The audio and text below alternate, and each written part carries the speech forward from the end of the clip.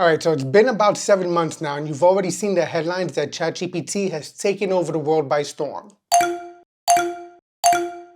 No!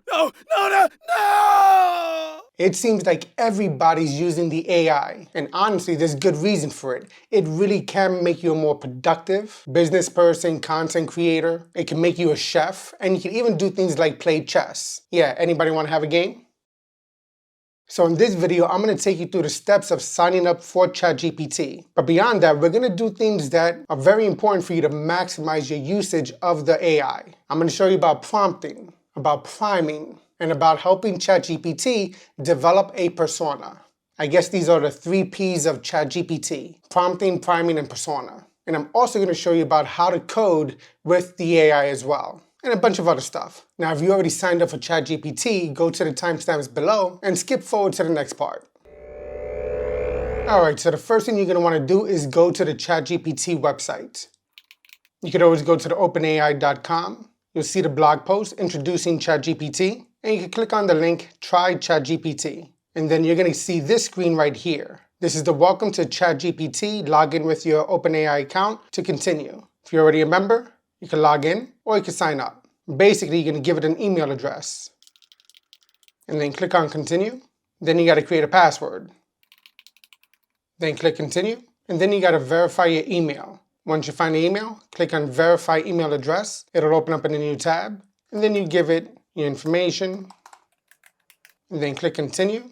You got to verify your phone number, send the code. Once you get the code, you can put it in there, and you're verified. So you're going to see this pop up here. This is a free research preview. Gives you information about what their goal is, and a disclosure that they do have safeguards in place, but be careful with the information you share. Click on next. Gives you information about how they collect data. Next. And they'll love your feedback. Done. Now, a brief overview. They have the examples of what prompts look like. Tells you about the capabilities and some of the limitations. You're going to notice that the knowledge it has is limited based up to 2021. But if you upgrade to the Plus version, then you can integrate it with Bing, and you'll have more advanced, up-to-date capabilities. All right, so on the sidebar here, you see we have the new chat. And the thing about ChatGPT is that with the chat features, it remembers your conversation. It's a conversational chatbot. So with each chat, you could build up a conversation, almost like what you're having with a regular person. You can toggle the sidebar. If you want to upgrade, you could upgrade right here. And you can see some of your settings over here as well. You have the settings. You have the help and the FAQ. And if you want to take a survey. So let's take a look at some of the examples they already give you. Explain quantum computing in simple terms. This is a basic prompt. You're giving it a very specific type of request. And the beauty here is that if you want to take this right here, copy that. And if you want to go run a Google search, paste that in, hit enter. Now what you have to do is decide which link you want to view. Who has the best information on this particular topic? That's where ChatGPT comes in. It's your personal assistant when it comes to doing research or learning something brand new. So hit enter. You see this over here? You could share a link to this chat with other people. But basically, it's generating a description and an explanation on quantum computing. You can look at the description there, and then you can build up the conversation.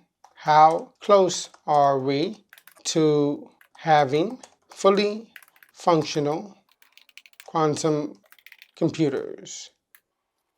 Now remember, this is still limited on data up to 2021, but you're going to get some information here that's going to be a really good starting point. So it's giving you information here. It's building up on the previous question that you asked. All right, so now let's say we're done with this topic and we want to do something else. Let's say I want to figure out what I'm going to cook for tonight's dinner. I'm obviously not going to put that in this conversation, because seriously, if you're having a conversation with your science professor in college, you're not going to be like, all right, so tell me about quantum computers and then how do I make, a good chicken colored Parmesan? Yeah, that wouldn't make sense. So you'll start a new chat. I'm putting in please there because if our AI overlords ever take over, I want them to know that I'm being very kind with them. I like AI. All right, so let's see what it gives us. Certainly, here's a step-by-step guide for making chicken colored Parmesan. it generates a fully detailed response. Now that's pretty cool because think about it. You don't have to break out your cookbook or you don't have to go find a link to a website somewhere online to come up with the ingredients and the recipe and how to actually prepare it. This gives you a breakdown right here. Alright, so basically for the chicken cutlet, 2 large chicken breasts, salt and pepper to taste, 2 eggs beaten, 2 cups of breadcrumbs, half a cup of grated Parmesan, sounds pretty good. For the sauce, has the ingredients for that. For the assembly, looks pretty good, and now you have the instructions down here.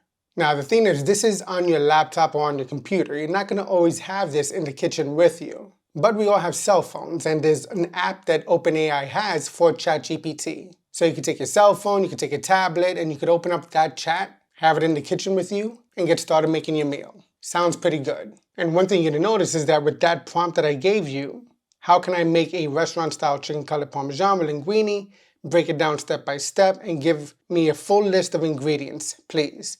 Reason why that's done that way is because now you're giving it instructions. Instead of saying, how can I make a chicken cutlet Parmesan? You're saying you want it a restaurant style. You're saying you want linguine with it. You're telling it specifically to break it down step by step, etc. So you're giving it multiple prompts there. And that's part of the key. One thing you're going to want to do is maximize the amount of information you're giving to the AI in order to get back the result you want. The better the prompt you give it, the better result you're going to get. In coding, we have a term called garbage in and garbage out. If you feed it garbage, you're going to get garbage back. If you give it a good prompt, you're going to get a good answer back. All right, so what else can you do with this? Let's say, again, you're a chess player. You can start a new chat, and then you can give it a prompt. Now the prompt I'm going to use is going to be a little bit more advanced and it's going to be a lot more informative. So I'm just going to paste it right in. So here I pasted in my prompt, and basically what I'm saying is I want you to act as a rival chess player. I'll give you my moves. I'm starting off as white, and I'm also telling it not to explain the moves that it's doing because it's going to be like a real chess game. And then I'm telling it don't forget to update the state of the board in your mind as we make our moves. Hit the arrow button there. And you see that my first move is e4. So the response is d5. Now you have to know chess notation for this, right? But you're also going to notice that on the side, it auto-generated a title for that chat. First one was Quantum Computing Explained. Second one, Chicken Parma Linguine. Third one was the Rival Chess. Let's go to Live Chess. So I said I'm going to e4. And he said he was going to go to d5.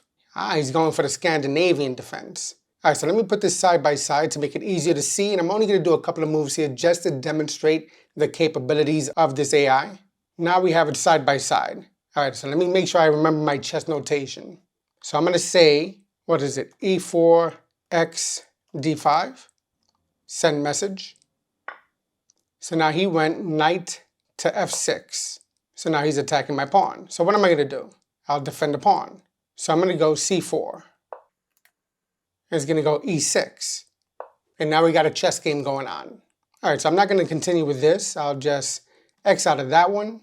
And now let's move on to the next thing. What can you do? Well, we already discussed prompting. And we kind of went over priming and persona in this example here. I gave it the persona of I wanted it to be a rival chess player. And I primed it with the specific information I wanted to give it. So in this prompt, we covered prompting, priming, and persona.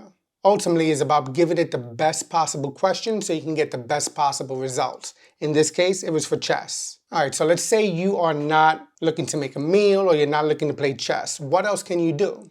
Let's start a new chat over here. So right now I'm giving it a persona. I want it to act as a freelance contract lawyer. And what I'm going to do is I'm going to ask it to generate a contract for web designers or for product designers. Now, a word of caution. You're probably going to want to have a real lawyer review this information, especially since every state has different rules and regulations. But since most lawyers charge by the hour, you're going to save a significant amount of time by having something already drafted out.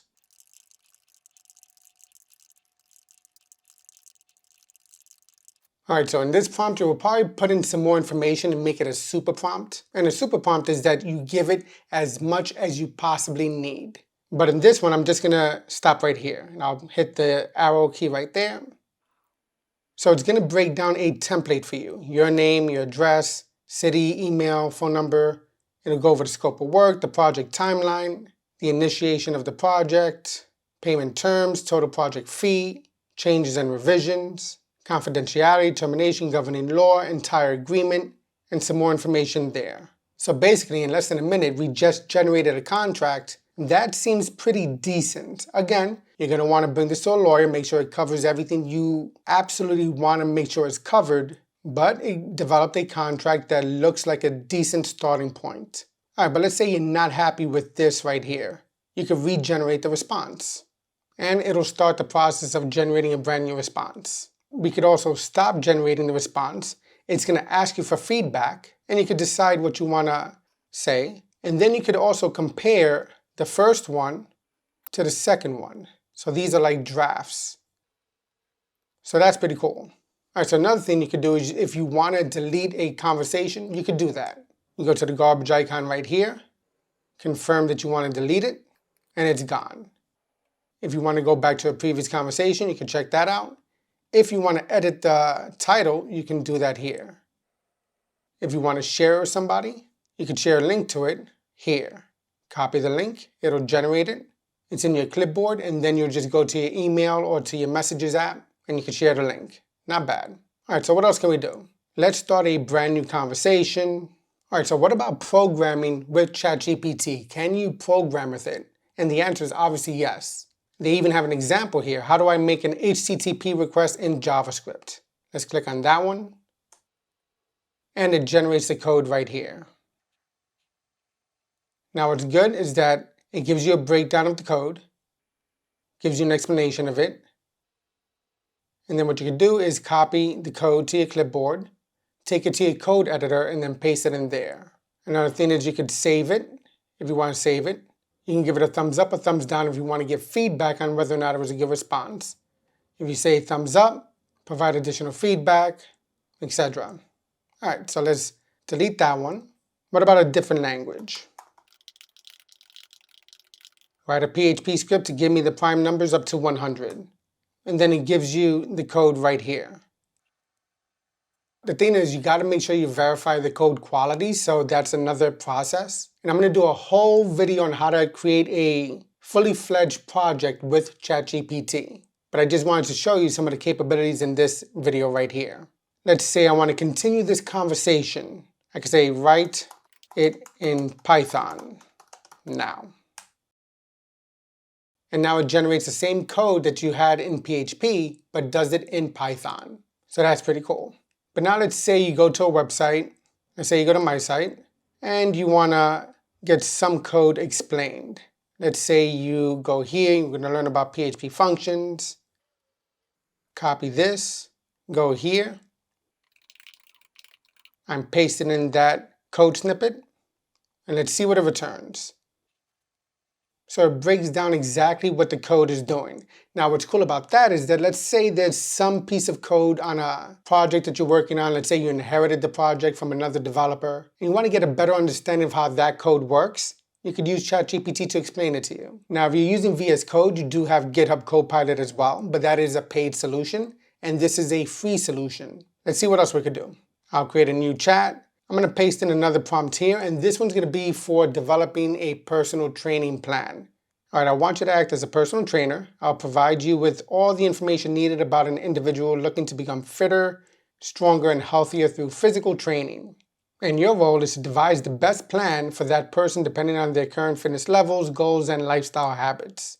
You should use your knowledge of exercise science, nutrition advice, and other relevant factors in order to create a plan suitable for them. My first request is I need help designing an exercise program for someone who wants to lose body fat and gain muscle mass. And it will give you a breakdown of what you have to do.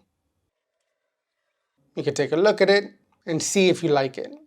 All right, so now the next one is something that a lot of people will use it for. Let's say we're going to create a blog post about how to use artificial intelligence with content creation, and you want it to be in a certain voice and you want it to be up to a certain character limit.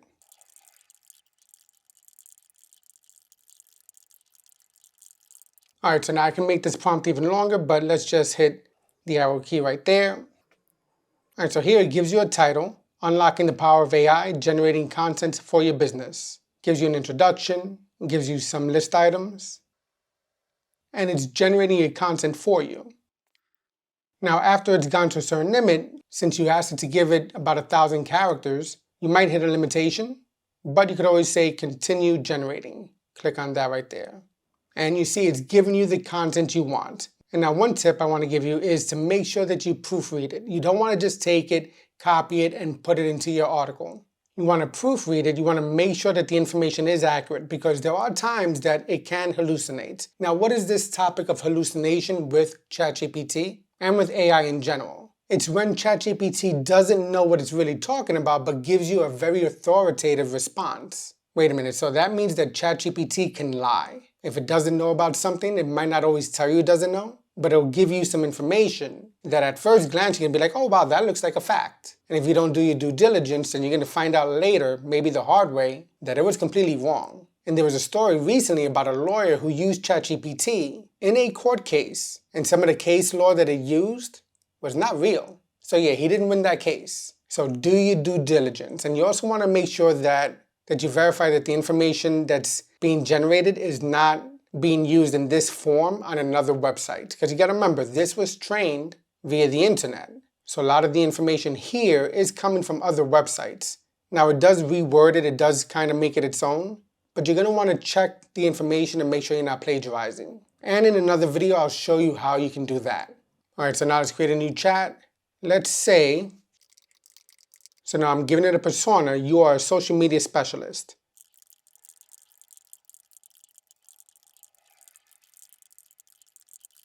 All right, so basically I'm telling it to be a social media specialist, and I want to create a calendar for the next month where I post content on YouTube, Instagram, and TikTok. And the content will be about AI and small businesses. And basically I'm just telling it to give me a schedule. Let's see what it generates. And it's giving me a week 1, day 1, day 2, day 3, 4, 5, 6, 7. It's going to go down day by day. So this can be great for content ideation. Let's say you really don't want to sit down for like an hour every day trying to figure out, what am I going to post today? What will I be discussing now? You could have ChatGPT do it for you. You see it stopped here on day 15. Continue generating. And here you have your content calendar for the next 30 days, or in this case for the next 15 days. That's still not bad. That gives you a significant head start on your planning process. Now what you could do is say, all right, let's go to day 1, YouTube Introduction to AI, what you need to know. You could either continue the conversation here, but if you want to keep this clean, this conversation clean, you could start a new chat and say, write me a full script for a YouTube video on this topic, and then paste it right there. Let's see. So now it gives you the opening shot, the montage of a futuristic technology and AI related images. And then over here, host, energetic tone. Welcome back, fellow tech enthusiasts. Today we have an exciting topic to explore together. Nice introduction. You gotta throw in some music. Upbeat music fades. Back to the script. Cut to animation. Again, your script. It gives you a pretty decent head start over here. Not bad. And continue generating. I might actually use this. Let's see how I can refine this later on. But it does it. So you can go back here and do the same thing for the next prompt. Start a new chat. Paste it in. And again, it gives you a nice breakdown. That's really cool. I'm going to let that finish just in case I decide to use that as well. Let's start a new chat. Obviously, lists are a big thing, so you can say, can you please, because remember, AI is advancing very quickly, and just in case, I want to make sure we're friends. So again, at first I'm saying please, and then I'm saying thank you. Maybe that's overboard, I don't know. We'll find out by 2030. I think this stuff takes over. And when the robots take over, I want to make sure that they give me a job, cleaning the equipment and taking care of all the other stuff, because who knows if I'll still be programming by that point. And now we're going to get a list of 10 items, 10 ideas for a YouTube video about AI. That's not bad. Let's create a new chat. Basically, ChatGPT can be a teacher, right? So let's say, teach me about SEO and how I can master SEO in 6 months. Again, please, and thank you. Let's see what it says. SEO, or search engine optimization, is the practice of optimizing a website to improve its visibility and rankings. It gives you a basic breakdown, understand the basics, keyword research, on-page optimization, technical SEO, off-page optimization, tracking and analysis, staying up to date. Not bad. Let's expand on that. How often should I blog in order to get traction fast? And it gives you a good answer because, again, the frequency of blogging really does depend. You could put a whole lot of content up that really doesn't perform well because it doesn't provide value. That's not going to help. Or you can upload a lot of good content and that will benefit you in the long run. It's really about finding the right balance between quantity and quality. Let's try one more.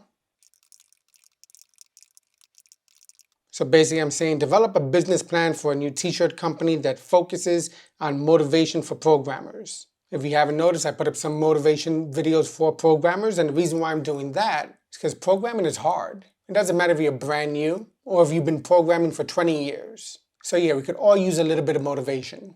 Let's see, a business plan. It gives you an executive summary, and it gives you a lot of good information here.